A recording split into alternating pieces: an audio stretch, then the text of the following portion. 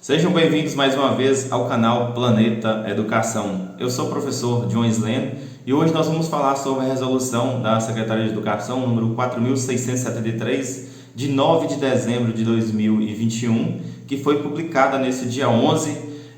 que trata sobre a questão da inscrição e classificação de candidatos e convocação para o exercício da função do quadro magistério para o ano de 2022. Quem não for inscrito no canal, eu peço aí para inscrever-se no canal aqui, deixar o seu like, deixe o seu comentário aí, a sugestão de que cidade que você é, o que você espera desse ano de 2022 aí da educação. Ative o sininho também para que você receba todas as notificações e também te peço também para compartilhar esse vídeo com mais colegas nossos aí, sejam colegas que já atuam na função ou estão começando agora, para que eles possam assistir o vídeo e tá sabendo essas informações divulgadas aqui para que ninguém perca o prazo. Então vamos lá. Sobre essa resolução, ela dispõe sobre os critérios que definem os procedimentos para a inscrição e classificação de candidatos à convocação para o exercício de funções do quadro magistério na rede estadual de ensino da Secretaria de Estado de Educação de Minas Gerais. Esse é o artigo 1º, ela fala que serão abertas as inscrições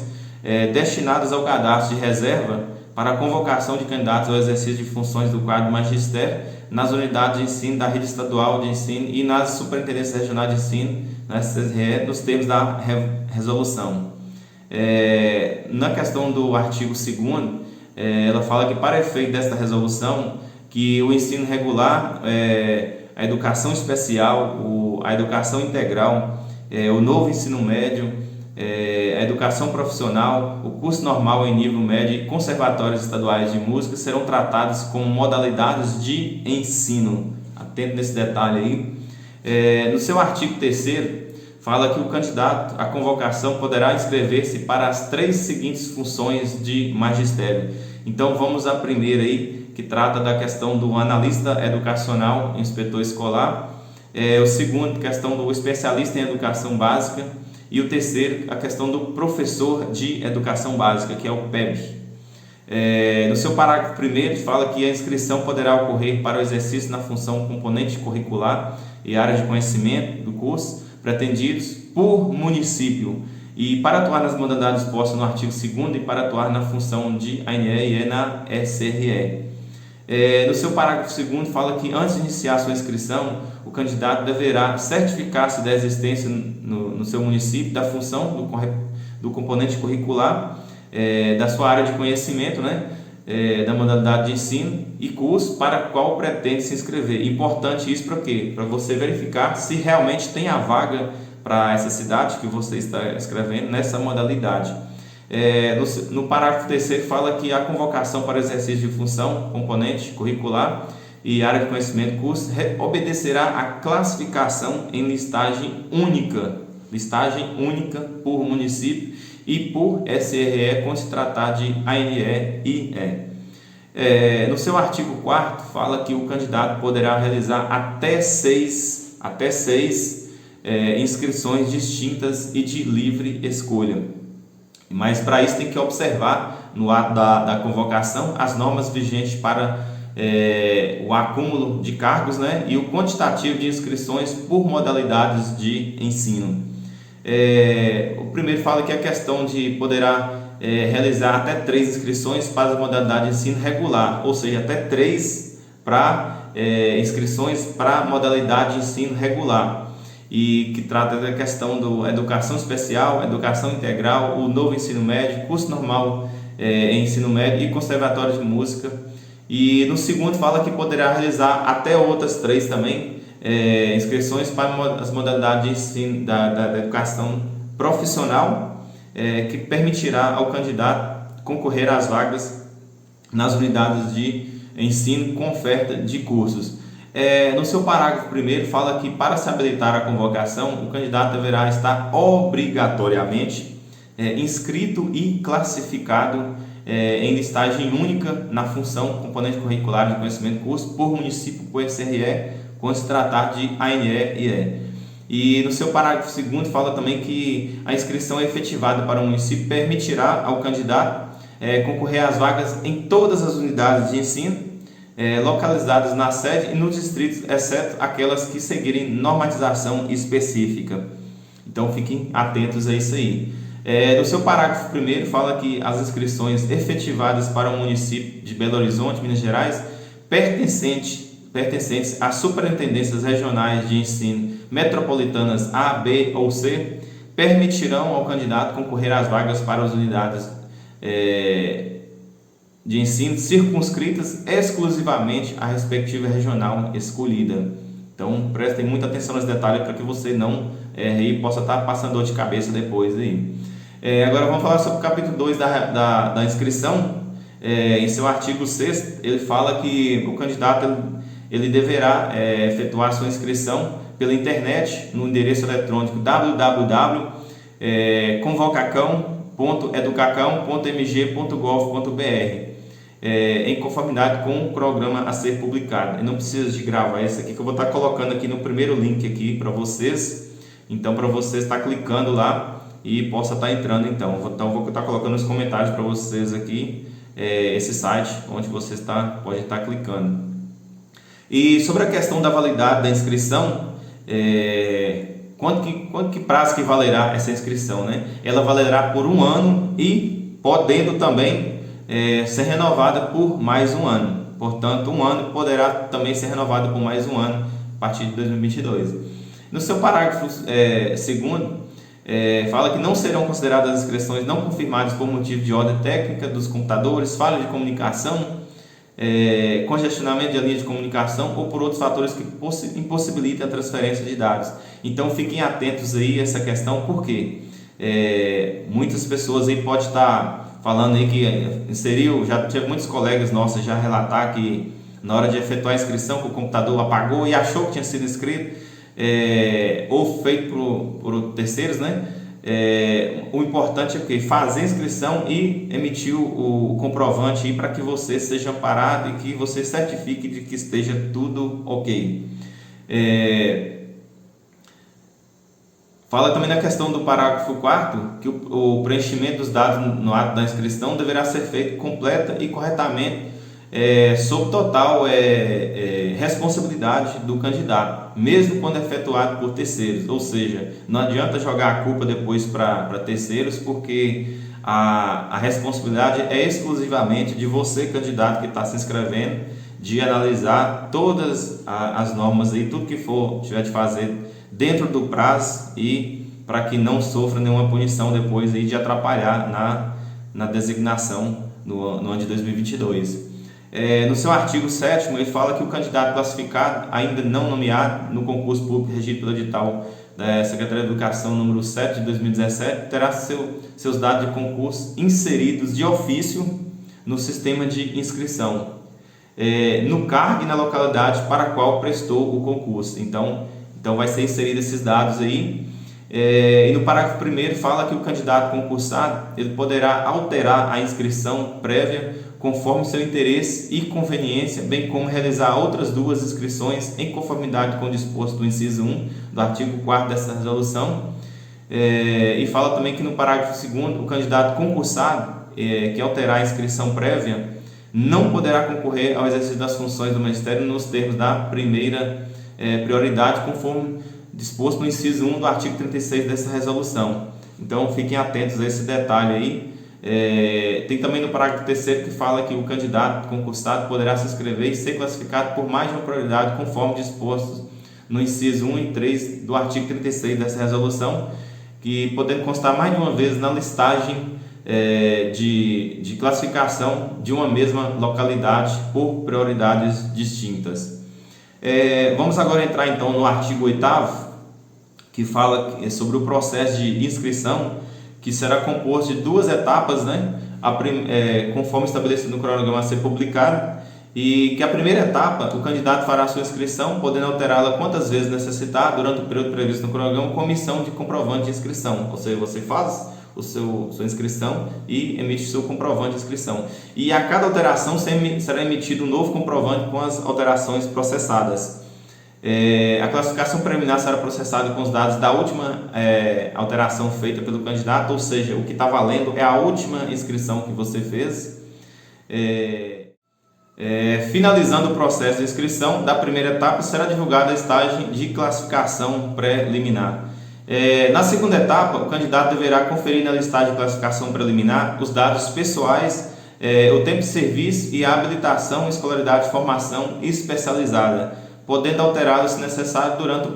o período previsto no cronograma.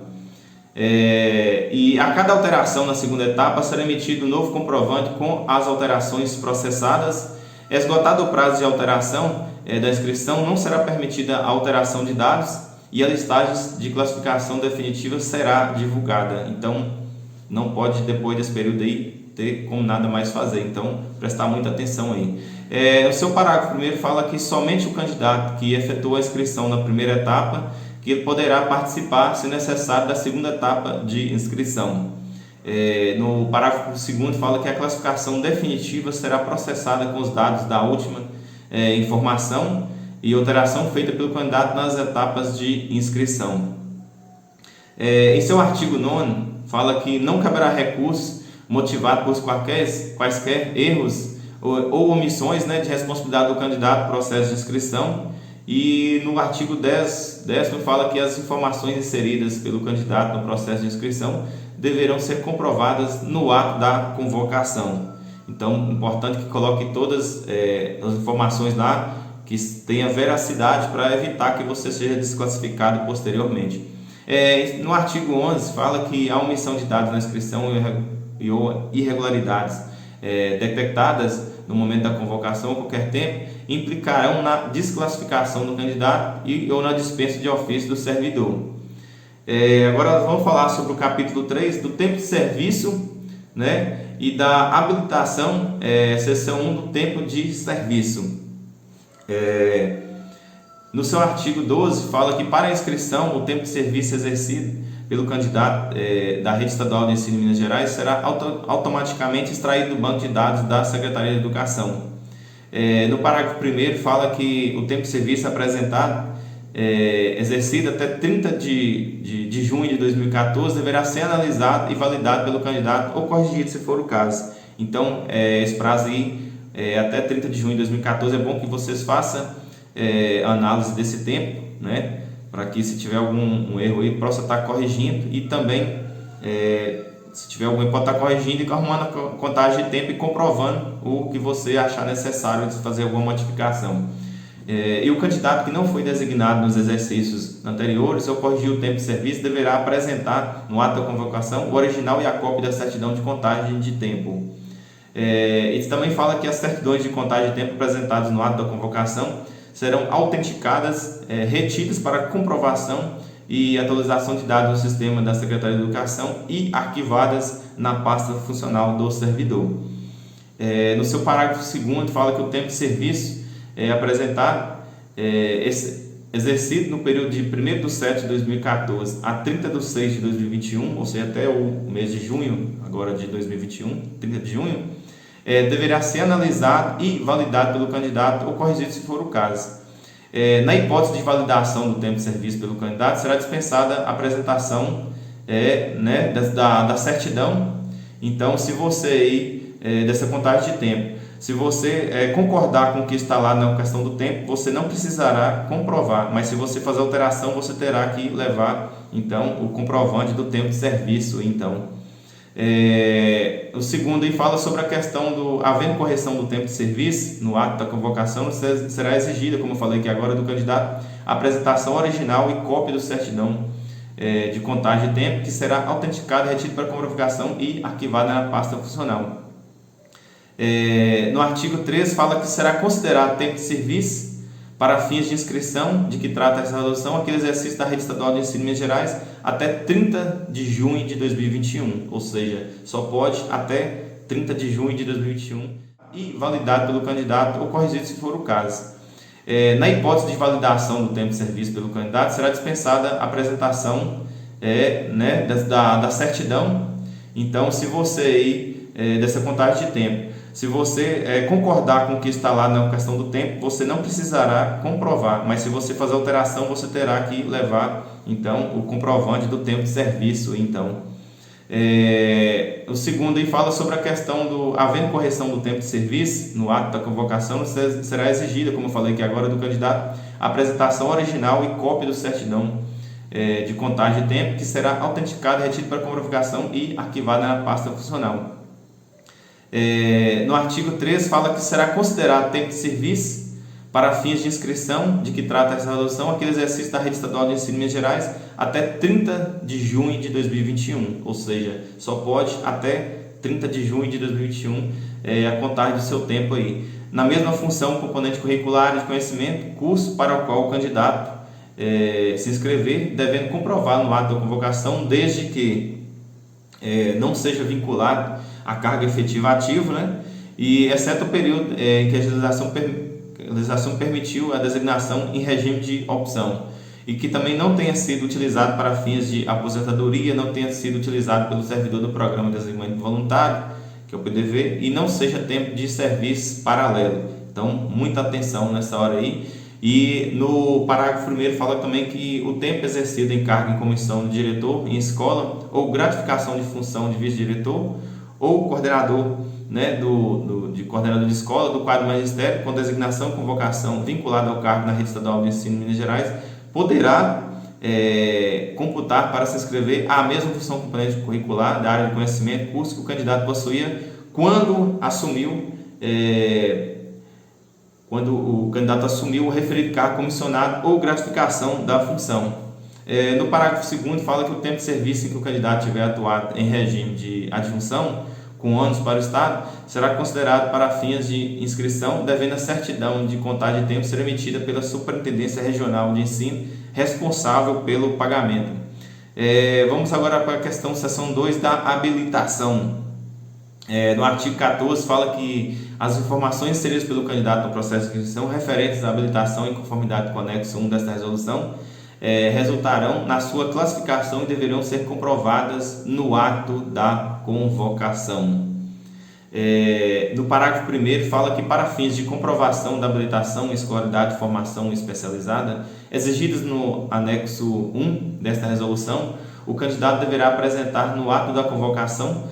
o diploma registrado ou declaração de certidão de conclusão do curso de graduação expedidas em período igual ou inferior a 390 dias, ou seja, não pode ser um período maior que 390 dias da data da conclusão do curso, acrescido do histórico escolar. No seu parágrafo 2º fala que o candidato, a questão do candidato não habilitado, ele deverá apresentar autorização para lecionar a título precário, né, dentro do prazo de validade estabelecido no documento, ele devendo ser renovado se necessário no decorrer do ano, ou seja, não pode concorrer então com o documento vencido, tem que estar muito atento a essa data aí. Sobre o parágrafo 3º, sobre os comprovantes de habilitação, escolaridade e formação especializada exigido no anexo 1 dessa resolução, deverão atender o disposto do decreto número 9.235 de 2017, quanto à regularidade de instituições de ensino superior, IES, e de cursos superiores que devem ter registro no cadastro, ou seja, devem estar certificados pelo MEC. Capítulo 4 dos critérios de classificação. Seção 1 do analista educacional inspetor escolar, ANE-IE. O artigo 5º fala que o candidato inscrito para a função de analista educacional e inspetor escolar, ANE, será classificado por SRE, observando-se a habilitação e o maior tempo de serviço de acordo com o item 1 do anexo 1 e o artigo 12 dessa resolução, respectivamente. No seu parágrafo único fala também que, havendo mais de um candidato inscrito em igualdade de condições, o desempate deverá ser feito observando-se sucessivamente, primeiro a questão da idade maior e a ordem crescente de inscrição. E a seção 2 do especialista em educação básica, o EEB, em seu artigo 16, ele fala que o candidato inscrito para a função de especialista em educação básica será classificado em listagem única por município, observando se a habilitação, escolaridade e o maior tempo de serviço de acordo com o item 2 do anexo 1 e artigo 12 dessa resolução, respectivamente. Em seu parágrafo 1º fala que havendo mais de um candidato inscrito em igualdade de condições, né, que o desempate será feito de qual forma aí? Ele vai ser observado sucessivamente a questão da idade maior, a ordem crescente de inscrição, Em seu parágrafo segundo fala que para atuar nas escolas do campo localizadas em áreas de assentamento, nas escolas quilombolas e nas escolas cívico-militares, o candidato deverá comprovar no ato da convocação as exigências contidas nas alíneas A, B e C, respectivamente do item 2 do anexo 1 da resolução. E fala também no artigo 17, o candidato inscrito para a função de especialista de educação básica, para atuar na educação especial, no Centro de Apoio Pedagógico às Pessoas com Deficiência Visual e Centros de Capacitação Profissionais de Educação e de atendimento às pessoas com surdez, será classificada em listagem específica por município, observando-se a habilitação e escolaridade estabelecidas no item 2 e a formação especializada no item 2.1 e 2.2, respectivamente. Em seu parágrafo único fala também que, havendo mais de um candidato inscrito com igualdade de condições, como que será feito esse desempate aí? Ele vai observar sucessivamente esses seguintes critérios aí, que o primeiro aí é o maior tempo de serviço, nos termos do artigo 12 dessa resolução, exercido exclusivamente na modalidade de educação especial, e segundo, a idade maior, e terceiro, e na ordem crescente de inscrição. Seção 3 do professor de educação básica. Vamos entrar então nessa questão aí agora. Fala aqui no artigo 18, fala que o candidato inscrito para a função de professor de educação básica, ele será classificado em listagens distintas por município, em cada função componente curricular e conhecimento em que se inscrever, e observando-se a habilitação, escolaridade e formação especializada exigidas para cada função, conforme estabelecido no anexo 1 desta resolução. E no seu parágrafo primeiro ele fala que, havendo mais de um candidato, inscrito em igualdade de condições, o desempate será feito observando-se sucessivamente dessa forma. Primeiro, a questão maior tempo de serviço nos termos do artigo 12 dessa resolução, e o próximo aí é a questão da idade maior, e depois a questão da ordem crescente de inscrição. Seu parágrafo segundo fala que, para atuar nas escolas do campo localizadas em áreas de assentamento nas escolas quilombolas, o candidato deverá comprovar no ato da convocação as exigências contidas nas alíneas A e B, respectivamente no item 3 do anexo dessa resolução. Esse é o artigo 19, fala que a questão aí para atuar como professor de educação básica na função de regente de turma dos anos iniciais do ensino fundamental, professor eventual, professor para o ensino do uso da biblioteca e mediador de leitura, e em projetos autorizados pela Secretaria de Educação, o candidato será classificado em listagem única por município, e será observada a questão da habilitação e escolaridade exigidas no item 3.1, e a questão do parágrafo único, que fala também da questão para lecionar como professor para o uso do ensino do uso da biblioteca, mediador de leitura, terá prioridade do candidato que comprovar no ato da convocação a habilitação e escolaridade exigidas no item 3.1 do anexo 1 da resolução, acrescida de curso superior de graduação em biblioteconomia. Vamos falar agora sobre o artigo 20, que fala que, para atuar como professor de educação básica na função de regente de turma dos anos iniciais do ensino fundamental, o professor eventual, o professor para o ensino do uso da biblioteca, mediador de leitura, oficina pedagógica, projetos autorizados pela Secretaria de Educação, na educação especial e unidade de ensino que mantém parceria com a Secretaria de Educação, o candidato será classificado em estágio única também por município, e será observada a questão da habilitação, escolaridade exigida no item 3.1 e formação especializada exigida no item 3.2 do anexo 1 desta resolução. Em seu parágrafo único lá na resolução, ela fala que, para lecionar como professor para o ensino do uso da biblioteca mediador de leitura, terá prioridade o candidato que comprovar no ato da convocação a habilitação, escolaridade e formação especializada exigidas no item 3.1 e 3.2, respectivamente, no anexo 1 da resolução, acrescido de curso superior de graduação de biblioteconomia, e fala que no artigo 21, para atuar como professor de educação básica na função de regente de aulas dos componentes curriculares dos anos finais do ensino fundamental e do ensino médio, do ensino regular, no ensino médio da educação especial, nos anos finais do ensino fundamental e no ensino médio do sistema de socioeducativo para a educação de jovens e adultos, que é o EJA, né? Nos anos finais do ensino fundamental e do ensino médio do sistema prisional e ABAC, e na formação geral básica e base nacional comum da educação profissional. Fala que o candidato será classificado também em listagem distinta, né? E por município, observando-se a habilitação e escolaridade exigidas para cada função, conforme estabelecido no item 3.3, 3.4 e 3.5 do anexo 1 da resolução. No parágrafo 1 também da resolução fala que para atuar como professor de educação básica no ensino médio da educação especial, terá prioridade o candidato que comprovar no ato da convocação, além de habilitação e escolaridade exigidas para a função, a formação especializada conforme o item 3.7 e 3.8 do anexo 1 da resolução. Então vamos ficar muito atentos em cada questão dessa aí, para que não cometa nenhum erro no momento da inscrição. Em seu artigo 22, fala que para atuar como professor da educação básica, na função de regente de aulas nas áreas de conhecimento da educação especial, nos anos finais do ensino fundamental, o candidato deverá ser classificado em listagem específicas por município. Também vai observar a questão da habilitação da escola,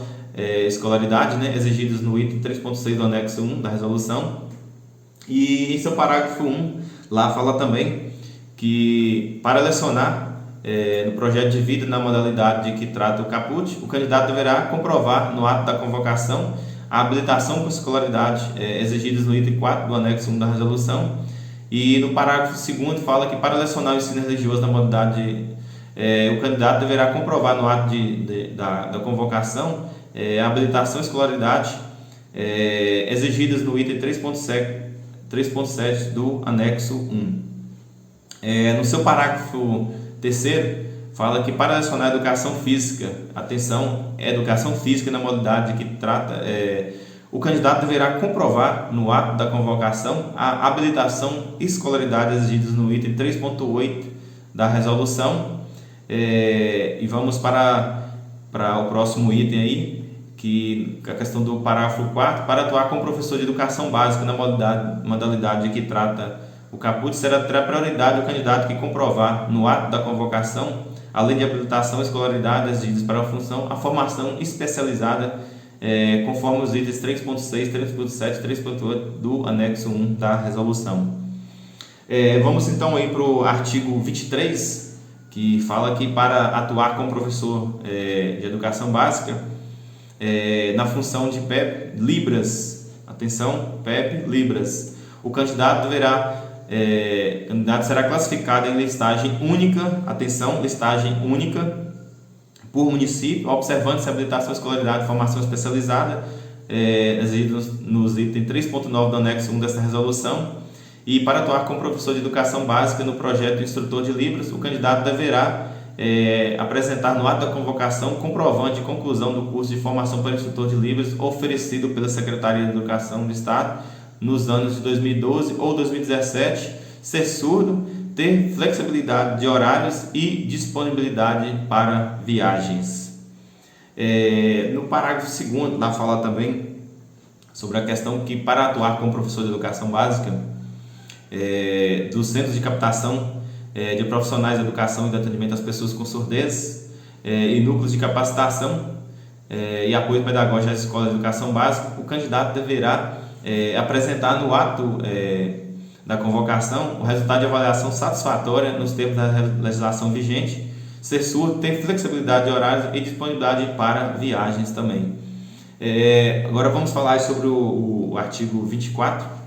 que fala que para atuar como professor de educação básica na função de tradutor de intérprete de Libras,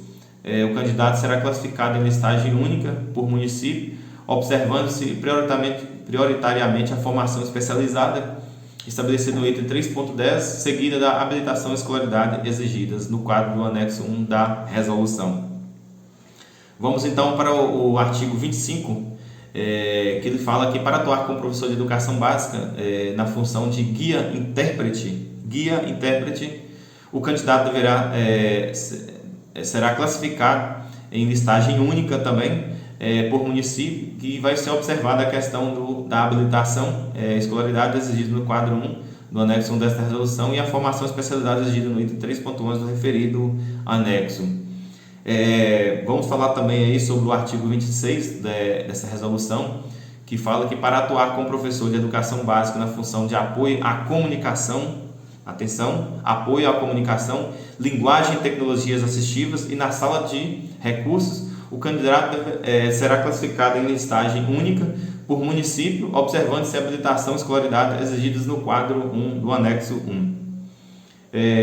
desta resolução, né? E a formação especializada exigida no item 3.2 do referido anexo. Seu parágrafo único também fala que será considerado tempo de serviço para fins de classificação aquele exercido em qualquer uma das funções de que trata o artigo, né? Observando os termos do artigo 12 da resolução. Em seu artigo 27, fala que para atuar como professor de educação básica nas atividades desenvolvidas nos centros de apoio pedagógico à pessoa com deficiência visual e nos centros de captação profissional de educação e de atendimento às pessoas com surdez, o candidato será classificado em listagem única por município onde houver a vaga, observando-se a habilitação e escolaridade exigida no item 3.3 do anexo 1 da resolução. Vamos para o próximo aí, que fala que será considerado tempo de serviço para fins de classificação aquele exercido em qualquer uma das funções do CAS e dos núcleos de que trata o caput do artigo, observando os termos do artigo 12 da resolução. E questão aí do professor de educação básica na adaptação de conteúdos da área de ciências exatas, né, física ou química e na área de matemática no centro de apoio pedagógico, as pessoas com deficiência visual, o núcleo de produção de tecnologia assistiva e na adaptação de conteúdos da área de ciências exatas, física ou química, na área de matemática e na área de linguagem, língua portuguesa, no centro de capacitação da educação e apoio pedagógico da Escola de Educação Básica. O candidato ele será classificado em listagem única por município onde houver a vaga, observando-se a habilitação e escolaridade exigida no item 3.14 do anexo 1 da resolução. E vamos para o próximo aí, de que trata o parágrafo, né, que será considerado tempo de serviço para fins de classificação aquele exercido em qualquer uma das funções do CAS e no núcleo de que trata o caput desse artigo, observando o artigo 12 dessa resolução. Então fiquem muito atentos aí para que não cometa nenhum erro na hora da sua inscrição aí, atentar a todos os detalhes. Vamos falar agora sobre a questão da educação integral no ensino fundamental. No seu artigo 29, fala que para atuar na educação integral na função de professor de educação básica nas atividades integradoras, o candidato classificado em listagem única por município, observando a habilitação e escolaridade exigida no item 4 do anexo 1 da resolução. E fala também que o candidato inscrito na modalidade de educação integral ele poderá atuar nos anos iniciais do ensino fundamental nas seguintes atividades integradoras. Vamos à primeira aí, que é a questão dos estudos orientados. A segunda aí é leitura e produção textual. Tem também a questão do laboratório de matemática. Temos também esportes e recreação. Temos também a cultura e saberes em arte e educação para cidadania. Então são esses aí. O candidato inscrito na modalidade educação integral ele poderá atuar nos anos finais do ensino fundamental nas seguintes atividades integradoras, que são os estudos orientados, comunicação e linguagem, 3, laboratório de matemática, 4, projeto de vida, 5, educação para a cidadania e 4, ciências e tecnologia. E no parágrafo terceiro fala que, havendo mais de um candidato inscrito em igualdade de condições, né, que o desempate será feito observando, né, a questão de maior tempo de serviço exercida a modalidade de educação integral, 2 na idade maior e 3 na ordem crescente de inscrição. Então vamos para o próximo tópico aí, que fala a questão também da resolução da seção 4 do novo ensino médio, atenção, do novo ensino médio e do ensino médio em tempo integral. Então vamos falar sobre esse tema aí agora. Para começar aí, nós vamos estar falando do artigo 30, que para atuar no novo ensino médio na função de professor de educação básica, do itinerário formativo e das atividades integradoras do ensino de tempo integral, o candidato será classificado em listagem única por município, observando-se a habilitação e escolaridade exigidas no item 4 do anexo 1 desta resolução. E fala também que o candidato inscrito no novo ensino médio e ensino médio em tempo integral, ele poderá atuar também, no itinerário formativo e nas atividades integradoras as seguintes. A primeira aí, a questão do projeto de vida, atividades complementares do projeto de vida, eletivas, na preparação para o mundo do trabalho, introdução ao mundo do trabalho, tecnologia e inovação, e aprofundamento na área de conhecimento, pesquisa e intervenção e práticas experimentais. Temos também tutoria, estudos orientados, pós-médio, apenas para o terceiro ano, esse caso aí, e também para o aprofundamento nas áreas do conhecimento, que são as práticas comunicativas e criativas, humanidades e ciências sociais, núcleo de inovação, matemática, ciências da natureza, suas tecnologias, atividades complementares em práticas comunicativas e criativas. Fala também que, havendo mais de um candidato inscrito mais na igualdade de condições, o desempate será feito observando o maior tempo de serviço, e na segunda, a idade maior, e o terceiro na ordem crescente de inscrição, como é feito os outros anteriores também. Do curso normal em nível médio, vamos falar agora sobre o curso normal em nível médio. Em seu artigo 31 da resolução, ele fala que para atuar na função do professor da educação básica, regente de aulas dos componentes curriculares do curso normal em nível médio, o candidato será classificado em listagem única também por município, e no seu parágrafo único ele fala que, havendo mais de um candidato inscrito em igualdade de condições, o desempate será feito nas seguintes modalidades aí. Vamos para a primeira então aí, observando sucessivamente aí, que o primeiro é maior tempo de serviço, o segundo aí por idade e o terceiro por ordem crescente também de inscrição, como nos outros demais anteriores também.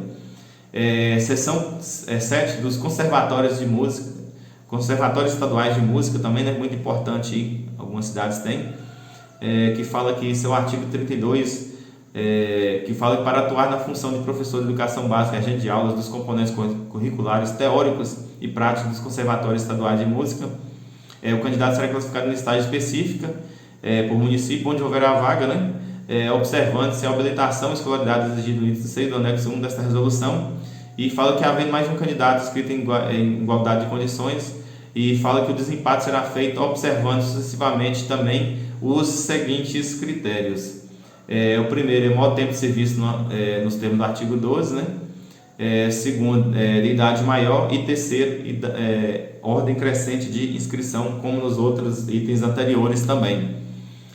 Seção 8 da educação profissional. No seu artigo 33 da resolução, ele fala que para atuar como professor de educação básica nos componentes específicos da educação profissional técnica de nível médio dos cursos concomitante, subsequente e ensino médio em tempo integral profissional e da formação técnica e profissional, preparação básica para o trabalho, e empreendedorismo do ensino médio em tempo integral profissional, o candidato será classificado em estágios distintas, observando-se a habilitação e escolaridade previsto no item 7 do anexo 1 da resolução. Então nós vamos aí para o próximo tópico, que fala aí de que fala sobre a questão do candidato, para atuar como professor de educação básica nos componentes específicos da educação profissional técnica de nível médio dos cursos concomitantes, subsequentes e ensino médio em tempo integral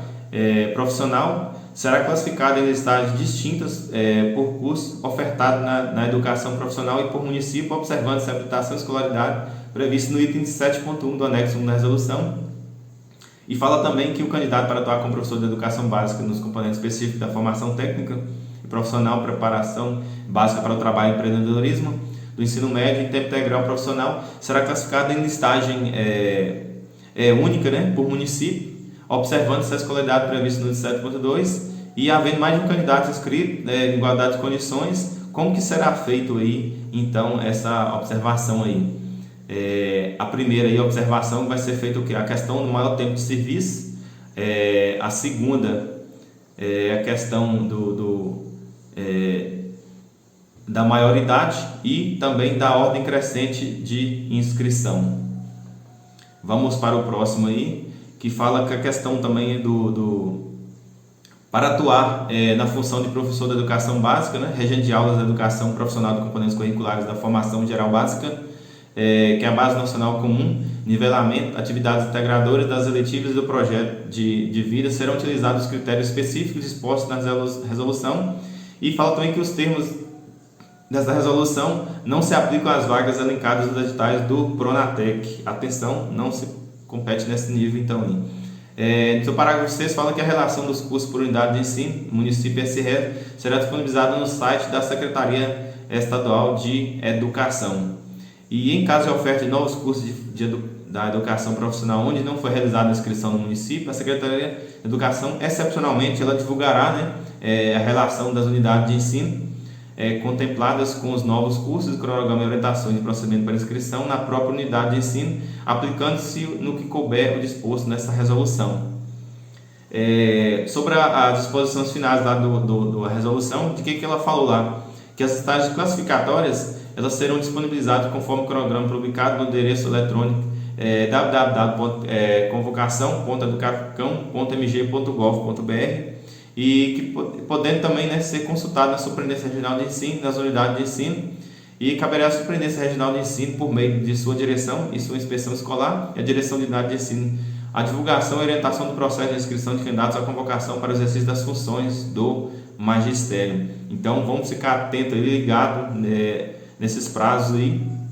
Em seu artigo 36 fala que a convocação de candidato obedecerá a seguinte ordem de prioridade por meio do estágio único município ou SRE.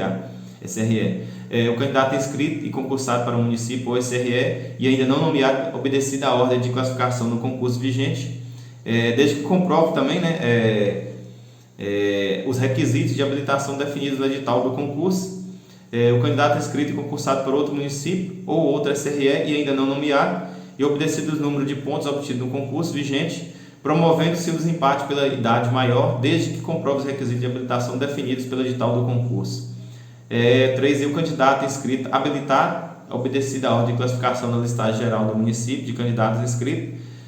O próximo é candidato habilitado não inscrito na listagem geral do município de candidatos inscritos. E o próximo é candidato inscrito não habilitado, obedecida a ordem de classificação na listagem geral do município de candidatos inscritos. E fala também que então isso aí vai obedecer esses critérios então para designação. E no seu artigo 37 fala que serão definidas em resolução específica as normas de inscrição para exercício de todas as funções necessárias para o funcionamento das escolas de educação indígena e centros de referência em educação especial inclusiva. E para finalizar aí na questão do artigo 38, fala que serão definidas em resolução específica as demais normas de convocação para exercício de funções de magistério nas unidades de ensino da rede estadual de ensino e para analista educacional e inspetor escolar nas superintendências regionais de ensino. Temos também o artigo 39, que fala que essa resolução entra em vigor na data de sua publicação, e que fica revogados a partir de janeiro. Então fiquem atentos aí a todos esses prazos aí. Como eu falei anteriormente, essa resolução ela valerá por um ano e poderá, no final de 2022, ela poderá ser renovada por mais um ano. Essa resolução foi publicada pela Secretaria de Estado de Educação, no dia 9 de dezembro de 2021, pela secretária de Educação, a Júlia Santana, Então, se tiver alguma alteração aí nessa questão das resoluções, fiquem atentos, que nós vamos estar divulgando aqui no canal para vocês, e nós vamos estar colocando aqui também abaixo os links para que vocês possam estar olhando aí. Então, até o próximo vídeo aí, qualquer novidade nós estaremos aí, e divulga esse vídeo para nós aí. Abraço, até mais.